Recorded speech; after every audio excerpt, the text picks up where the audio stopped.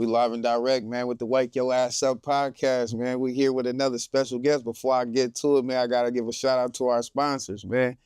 You know, live and direct, man. You hear me? Shout out to our sponsors, the Cookies, man. Shout out Cookies, man. Shout out Beef Fiends. Shout out Westbound Entertainment. You hear me? But we got a very special guest here today, man. By the way of, man, one of the greatest to do it from Vallejo, California himself, man. You know what I'm saying? Was a dope artist before he transitioned into a great A&R. With that being said, man, I got a special guest, man. Willie with the Joe at the E, man. My dog, my love. Whoa.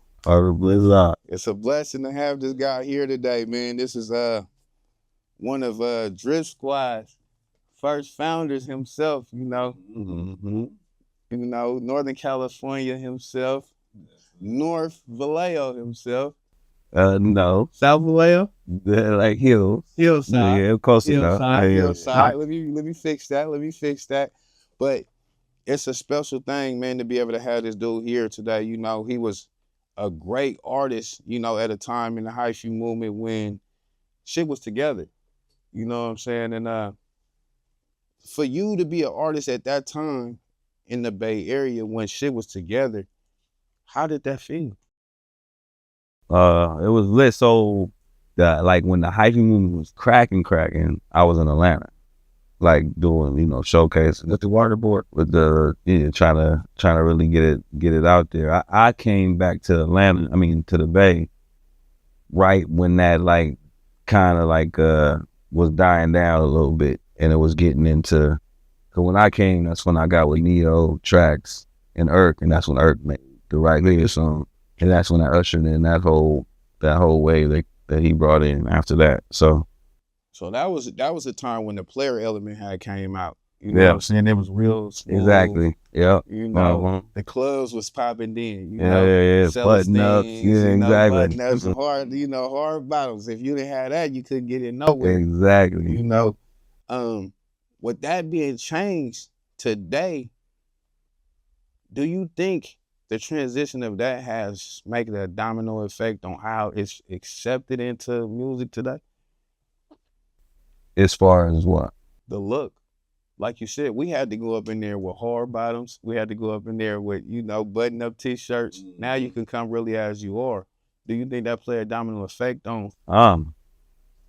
You know what? Like, I never thought about it like that, but yeah, it did, because it kind of trained us to like, okay, we ain't coming with the bullshit. They already be chirping. We already gonna walk. Now, as you say that, yes, it definitely played a big part in kind of, because it wasn't nothing like it is now. Like, you could definitely go have a good time. Niggas used to kick it outside the club for an extra hour, just on some politicking, fucking with bitches, whatever. Like, yeah. At that time, like, what was your favorite, like, clubs, or like what was some of your favorite shit that you like to do around that time? So when I used to come out here back and visit, I used to, they took me straight. I remember the first time I came back and visit when I first moved to the A. I came back in the summer. First thing they did, take me to Bachelor Lounge. Right. I didn't even know 40 had a club. They said, oh, you know 40 got a club now? They took me to Bachelor Lounge. I never forget it, because I grew up with Clyde Carson. So when we went to the club, they would play, I've heard Hot in Here for the first time, Routine. I was like, what the hell? This nigga's cracking. They had the hottest song in the city. I'm like, oh shit, that was fire. Like, so Bachelor Lounge for sure. Later on, we used to tear up Wet and Tunes in San Jose. We know back in Vallejo, we had H Lounge, we had Tingers. It was all kind of little shit like that, yeah. So, when you was an artist and, you stepped out to carry yourself as an artist, what was in your mind frame of, a thought, how you represented yourself? I think the people that I was influenced played a big part in that. Like, I was a kid that was locked in to Rap City. I was locked in to 106 & Park. Like I was saying earlier, like, we used to study it though. I wasn't just enjoying it. Like, I was studying people and how they move. Like, it was kind of like my own artist development. And then locally, my favorite artists was people like Mac Mall, people like E40, and they were making more than just Bay music. So just as I got into it, I just thought that's what you had to do because the people I was influenced by was already moving like that. So when you say influenced by, right, what made them have, the mind frame to get you influenced by them? Like 40 was always, well, first of all, I grew up in the hills, so as soon as I got friends, it was no choice. They already told me what it was. Like, we rock with 40, the click is what it is. So I remember my first CD I ever had was, I found it like somebody dropped it, and I picked it up, and it was Mr. Flamboyant, E40. And I put it in my dad's system, my dad's car, and I'm listening to it. I'm like, dang, this is crazy, blew my mind. And then a couple years later, Mac really got into Mac Mall. I think it was just like it felt bigger. It didn't feel local. Like it felt like they was really like being themselves, but was being accepted more than just where we was from. You know what I'm saying? And everybody else kind of had more of a local appeal. But then by me being a super fan of Rap City, seeing E40 on Rap City, seeing Too Short on Rap City, seeing Spice One, seeing Mac Mall, like that was big because I was only seeing Busta Rhymes and all that kind of shit. So to see them, it was like, oh no, they doing it big, like Richie Rich, like shit like that. Like so. So you was actually a kid that actually studied the game. You didn't just jump into the game without having some knowledge. Yeah, I don't know where that came from because ain't nobody in my family was doing music or nothing. So I just me and my partners, we just always had this thing like we could do it. Like even when we didn't have the resources, we didn't have the money, nobody knew us in Lil Ass Vallejo, like we still felt like we could like do it. I don't know where it came from, but that's just how we always moved.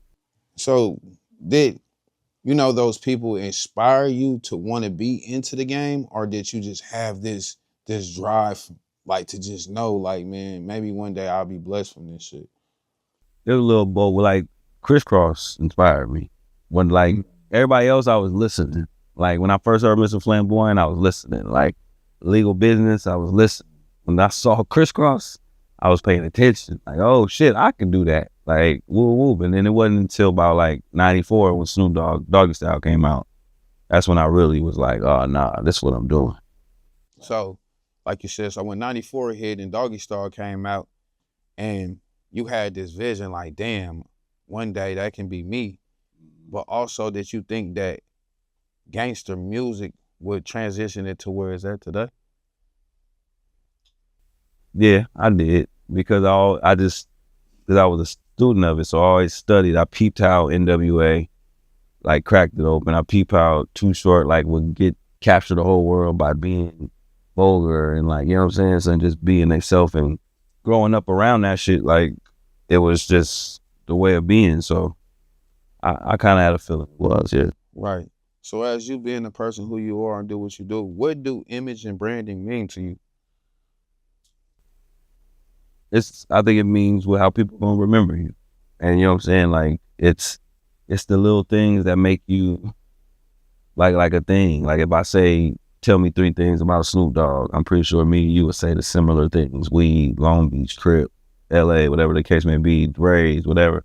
And these are all things that he branded over time to program us to remember who he is.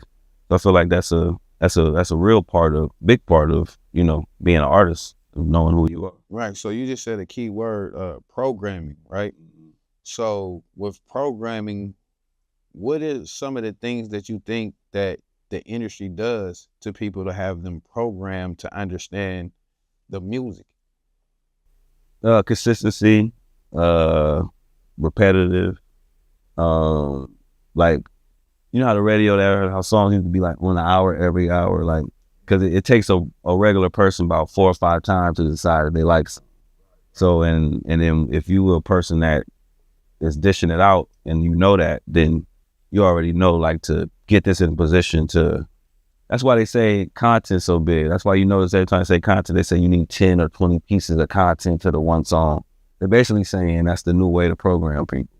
You ain't got the access to being on the radio every day, all day, don't matter no more. But if you got 20 pieces of content and you already got somebody liking that one song, you give me 19 more scenes of that song repeatedly. Now, about the 10th time, I'm convinced that I like this song. Barry and Spin.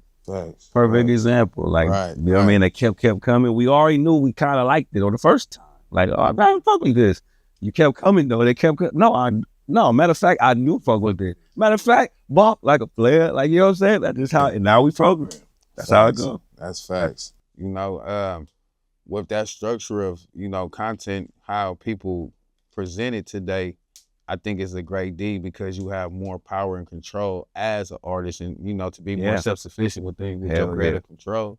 You know, with that said, like, what do you think as in creative control as having, you know, people around that have you come up with great concepts? So when you come up with things that, you know, to make a good song, to turn it to a hit, that, you know, what do you think about that?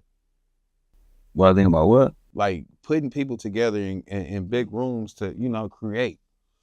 That's how all the songs we came up off, all the songs that's big right now, that's how they all being made. I think a lot of people, like, because we so talented, we kind of convince ourselves we want to do it all ourselves. And it's some kind of, because, you know, like how they got on Drake so much when he found out he had a ghostwriter and everybody got on him. But every big song, pretty much majority of them have assistance in some kind of way. Like, you know what I'm saying? And that's really the real key to it, is collaboration. So a lot of people, you know, be misconstrued about that, and they try to do everything themselves. That's why they kind of get stuck. Like when one song works and you notice they can't get it again, because they keep trying to do it all themselves. But if you had a team that had a plan and understood the sound and woo, you could repeat that. You know what I'm saying? It's kind of like something I heard that made, like, somebody said a goal is the clarity, but the success to get there is the systems that you build. You know what I'm saying? Facts. My nigga. So if you, that's like, you gotta have a system. If you got a system, you can repeat making that hit, and you can get them same people in the room, keep repeating that vibe, keep repeating that energy. It kind of reminds me what we got going on right now with me, King, and TG, and my boy D Sharp. Like, it's a synergy that we build. It ain't even something that we like force. Like, you know what I'm saying? Once we had our first session, my man knocked out like 5 songs. We repeat the system. Like, okay, you give him certain production, he go home, he chill with it, he come back, and we knock it all out. Like, and we start peeping our system that worked for us. So, and then now we at this point, we ready to launch it. You know what I'm saying? And it's finna really be crazy. So, systems for sure. So that's crazy that you said that. So it's 2 key words that you said that I love about, you know, the way how you address the information. One of the key words you said was team. The second key word that you keep saying is system, right? So with those 2 key words, right, can you explain to the people what it takes to have that desire to push within a team and be acceptance to take information from a team, and what is the creation of having a system? Got you. You gotta believe in yourself first. Then 2, if you believe in yourself, then you can be able to have the ability to see it in other people. When you see it in other people, 1, you gotta have a genuine, like, heart about yourself though, because, you know, you could see it in somebody, but if you a kind of person that kind of, you know, start feeling away when tension shares, then you might not be the person for that position of really spreading it, like, you know what I mean, like you need to. And what was the second part? This lesson.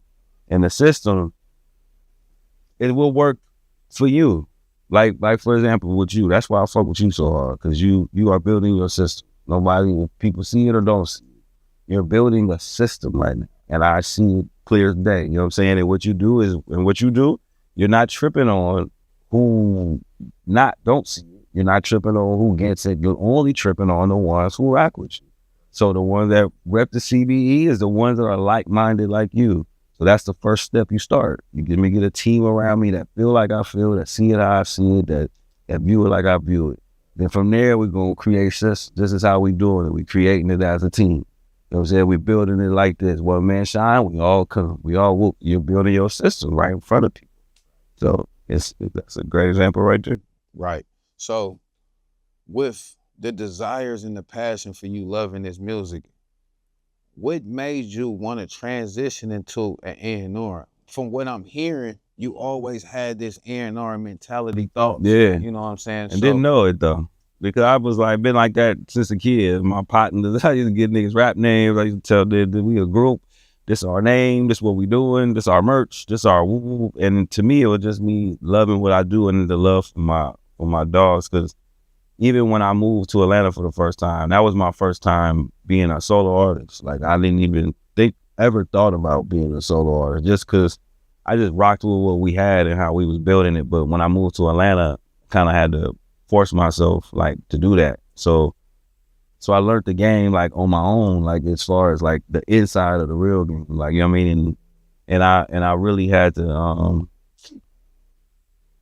like, I don't know, I really had to like figure that shit out. Then that's, you know, that's what the fuck happened. As far as me being A&R, that ain't even something I asked to do. Like I was an artist. Like one of my boys, he right here on my channel, my nigga Pills, he passed away. I went to, so pretty much I was at a studio with my boy named Pretty Boy. He was a homie I met. He was from Macon, Georgia. He was out here actually, but he lived out there. So when I moved back to Atlanta, I met Pretty Boy. So I was like, man, that was my first time ever seeing an artist and felt like I wanted to help him get on. Like anything else, of course I wanted to always help people, but it was never like a CEO artist type of vibe. Like, you know what I'm saying? It was the first person I had like a player coach kind of vibes with. So I used to rock with him, and then I was like, boom, I'm gonna go to the studio. I'm gonna bring my nigga Pills. My nigga Pills fuck with him. I'm rocking with him because Pills always been around with major shit. When I did I'm from the Bay, bro, he was there. When I did Get Him Got Him, he was there. He was always there. So boom, we did a session, had a great time. He was like, man, I fuck with Pretty Boy. So that made me say, I'm gonna fuck with him. He left, said, I'm gonna hit you later. I get a call in the morning from his phone. It was his mom. Pills died the very next day after the session. Boom. But I wasn't mourning really though. I was kind of like motivated. Like, dang, I'm gonna do this for my nigga Pills. Like, you know what I'm saying? We gonna get this shit cracking. So me and Pretty Boy hit the studio hard, 6 months, every day, getting it together, crafting the album, everything. I'm chilling. I'm in the studio, the club. I see Jazzy Faye. Me and Jazzy Faye chopping it up because I used to be signed. So me and Jazzy Faye chopping it up. And I look at my phone. Somebody say, R.I.P. to Pretty Boy. So within 6 months, Pretty Boy died after Pills. After the funeral, I'm driving home, everything I love. My boy Lake, who works for Generation Now, who's the CEO of Generation Now, him, John McCann, he calls me and says, you ready? I'm like, what you talking about?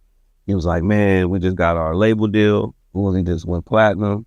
They just gave us bread to start to put a staff together. And we think that you could be a good A&R because you've been A&Ring yourself my whole time knowing you. I've been knowing Lake for 20 years. He like, nigga, you've been doing that shit for yourself the whole time I've been knowing you. I think you can do that for other artists.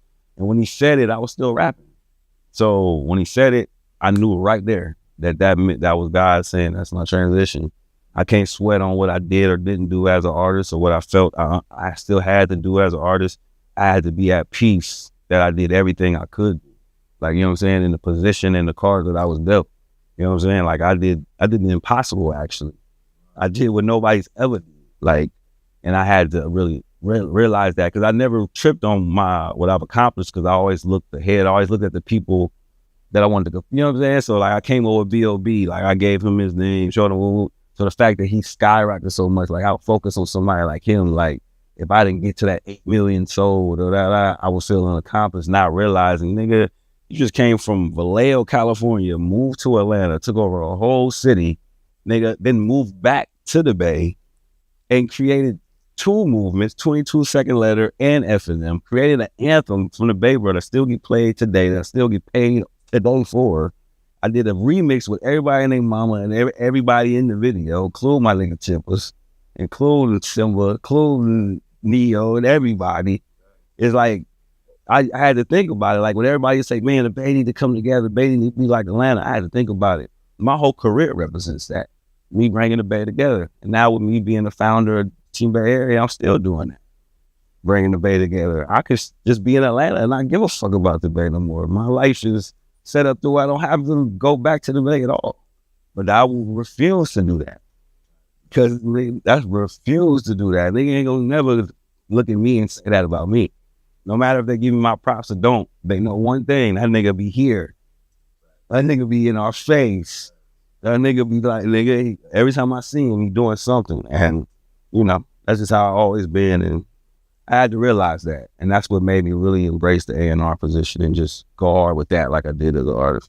So I'm gonna continue with both situations because you just said something that was key. So you created Team Bay Area, right, from back there to here. So what made you wanting to bring that imprint to the masses for them to understand that team? See, you heavy on this team shit. You heavy on this team shit. You feel me? And I think a lot of people need to start paying attention when it is with the camaraderie of understanding what it is to be a team player. Some people never play sports, so they don't understand what it is to be able to share. Or some people didn't have siblings, so they don't understand what it is to be able to have to share, you know? So the way how you address things is so it's refreshing, bro. You know, because a lot of people don't put focus on team. It's always for I, for self, for self, for self. But throughout the time of the energy that we've been talking this whole time, you've been acknowledging your peers, your friends, bigging up your people, talking about team systems, things of where people are known in our area to only focus on themselves. Yeah. So for you to have that visionary mind state in this type of element, it's extraordinary, bro. You know what I'm saying? And I can honestly say that you have been blessed with some things that people might not understand, but they might need to get around you to understand. You know, and it don't take nothing less for somebody to soak up some game and some knowledge from some people that have a value of characteristics that where they can learn something from. You feel me? Sometimes we put so much focus in on negativity things that we don't look at the desires of the people that we got right in our face and who play a part in this game that has value. You feel me? Some might not don't know, but some might do know. But appreciation is things that we need to be shown more about what we do and how we do things. You working on a new album. You got two great brothers here today with you, you know, that plays a heavy endurance into this game that we call entertainment, the Bay Area. You feel me? Whatever, however we want to look at it, you know, these dudes is a part of the team that y'all have created as a family, you know, and it's a brotherhood that has been built 20 plus, you know, and to keep that camaraderie together is special because a lot of friends don't know how to be friends because they were never taught to be a friend. Hello. You know, so and that's something I can say. I'll be telling people out in Atlanta. That's something I can say I'm blessed with. Like I've had the same friends since the 5th grade, like till today. Like all four of us has been the same. They 2 of them here today. Like been friends since the 5th grade, and I think, you know, of course, you just kick it with your partner. You don't think nothing of it because niggas been in your life all your life. But as I think about it, that plays a big part of how I am, though, is because, and how I know how to be is because I come from like a solid foundation. Like what I didn't really get from family, I got from what I built with my niggas. Like, you know what I'm saying? And that kind of keeps me humble. And like, that's why I play. Like when I come out here, I stay with my people. Like I fuck with them instead of doing all that. Cause I want to feel that energy how we used to be, like, you know what I'm saying? They might not even know that's what I'm doing, but that's what I'm doing, like, you know what I'm saying? Like, yeah. Sure. That's special, man, just to be able to share those moments and to still have the same brothers here without, you know, having no negativity around the environment. You know what I'm saying? Like, even when we were just outside before we came in, that love and that energy that they were just sharing, the conversations, you know what I'm saying? The camaraderie, bro, is just, people need to learn how to be more friends than they do partners. You know what I'm saying? Fact. Sometimes we focus in on the wrong things, and it can confuse the mind at times. You know what I'm saying? Because sometimes people don't understand just a simple phone call to check on somebody is just being a friend. You know, and it ain't always being in places to where we can't be and where we should be. You know, and I love the fact that how y'all rock, bro. You know what I'm saying? Like the great business and ventures that y'all doing together. You know what I'm saying? Bringing that shit together again, like how y'all was when y'all were younger, and still looking out for one another and not afraid to share each other's likes. You know, all you guys is in big places, and sometimes when people get in big places, they turn the doors on each other like they don't know each other for strange faces. You know what I'm saying? So for y'all all to keep that same camaraderie within each other is special. You know what I'm saying? And I want to commend all of y'all brothers on that because We don't have that today. A lot of times we turn our back on each other for as little as a bag of weed. You feel me? But to keep that going on for 20 plus years, that's special, man. And I just want y'all to keep that shit going on and keep putting that great passion and that energy into this. No. And it ain't hard to come together when your niggas is the best at what they do. D Sharp is for sure the best DJ, but we about to let you know he the best producer. For sure. Like, I don't think, nah. Nigga think I just say that because nah. Like, we got jewels and gems, like Tracks a Million, rest in peace, Mechanics, you know what I'm saying? DJ Fresh, DJ D Sharp, these are DJ Torre, these are gems. You see what I'm saying? Like, these are gems that's right here, right down the bay. And King and TG, my nigga Neo, bro, I say it everywhere I go. Best rapper out the Bay Area. We might have to debate about all time. Like, I might go to war with anybody about all time. I'm not playing, bro. Yeah, we about to show it though. It's a new standard. My nigga rapping his ass off. Like, he like Benjamin Button with the rapping. Like, it get better as he get older.